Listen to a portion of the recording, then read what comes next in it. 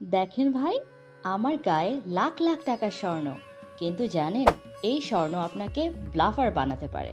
বাংলাদেশে বিয়ে মানেই শো অফ, কিন্তু স্বর্ণ কি আসলে সুখ আনবে নাকি চাপে ফেলবে?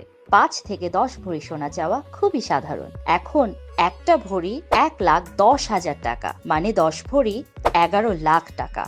ধরেন এত টাকা দিয়ে ইউনিভার্সিটি ফি, ফ্ল্যাটের ডাউন পেমেন্ট, ছেলেমেয়ের ভবিষ্যৎ বানাতে পারতেন। তার চেয়েও বড় সমস্যা, সোনা রাখা কি সহজ? কতজনের বাসায় ভল্ট আছে, তালাবদ্ধ আলমারিও তো ভাঙা যায়। চুরি হলে কিচ্ছু করার নেই। আর বিক্রি করবেন, মেকিং চার্জ আর পুরাতন সোনার অজুহাতে 20 থেকে 30% কমে কিনবে। 11 লাখে সোনা পরে হয়তো 8 লাখে যাবে। লাভ না লোকসান? তার চেয়ে বরং মেয়ের নামে fixed deposit, digital skill course বা ছোট বিজনেস শুরু করা। এটা একদিনের শো অফ না, সারা জীবনের সিকিউর ইনভেস্টমেন্ট। আপনি কি ভাবছেন, সোনা নাকি ভবিষ্যৎ? কমেন্ট করে জানান আর ফলো দিন এরকম রিয়েল টিপস মিস না করতে।